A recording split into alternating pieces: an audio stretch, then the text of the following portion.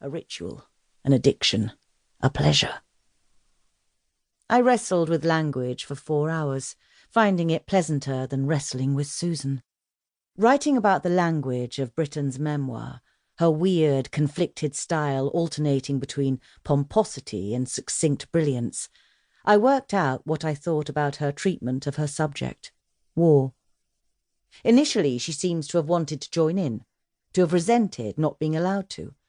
After the deaths of her fiancé and brother, the carnage she witnessed as a Red Cross volunteer nurse, she became a pacifist. Bravely, she got on with the job, trying to patch up men smashed to red pulp. Britain's soldier patients had been forced to be brave on the battlefield, but now, in terrible pain, many of them lost control and screamed in wild abandonment. Thinking about the soldiers' suffering, I made a crass egotistical connection, remembered that I hadn't gone back to the dentist, because I haven't yet screwed up sufficient courage. Last time when Dennis the dentist sprayed water into the tooth cavity, just washing it, the water jet hurt the sensitive tissue there, and I screeched and jumped, and the nurse put her gloved forefinger on my lower jaw to hold my mouth open, and I wanted to clamp my mouth shut, and of course couldn't, or I'd have bitten her. The pain and the helplessness combined with the rough whirring and grinding of the drill as Dennis smoothed the edge of the newly fitted tooth. The drill clamped to me like a dog shaking its prey, revived the trauma of going to that sadist, Mr. Watts, when I was young, as he drilled away with no local anaesthetic and often hit a nerve, and I couldn't scream because he was still drilling.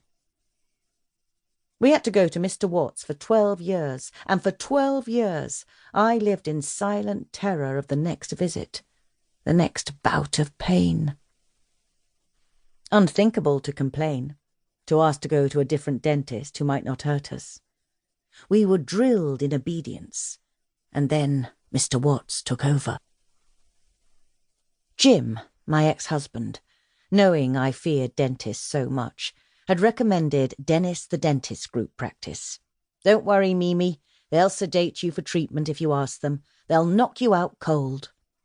Handsome, burly Dennis listened on my first visit, when I tried to explain to him how scared I was. He said yes, dentistry used to be medieval. He picked up my hand and studied my wet palm.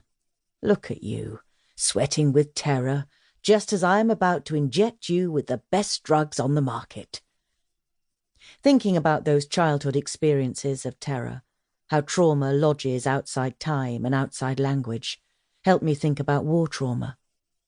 My own tiny pain helped me think about others' huge ones, gave me a way into writing about Vera Britton's experiences tending young men dying in agony. My basement flat's workroom, serving also as sitting room and dining room, fronts the street, mostly free of traffic, thanks to the gate erected by the council at the park end. The tall window lets in plenty of light. I went on writing, rewriting, cutting, rewriting. Halfway through the morning, Tommy, one of my neighbours, walked past my window, slowed to catch my glance, and waved, and I waved back. We do this every day. He's a big, curly-haired man, a trained butler who gets evening work at city parties. Once, he brought me back a table decoration, a short-stemmed nosegay of white tulips, which would otherwise have got thrown away at the end of the evening. As a New Year first footing present, he left on the doorstep a potted amaryllis bulb, which is currently in enormous pink bloom.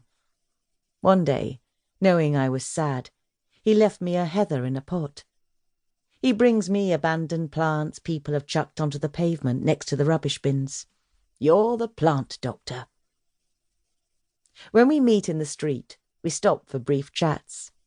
He is droll and dry. We make each other laugh. I worked all morning to the sound of my upstairs neighbour, Bettina's brother, practising guitar overhead, strumming clumsily and thinly wailing out of tune, then in between songs thumping back and forth. He comes to stay with Angus and Bettina often.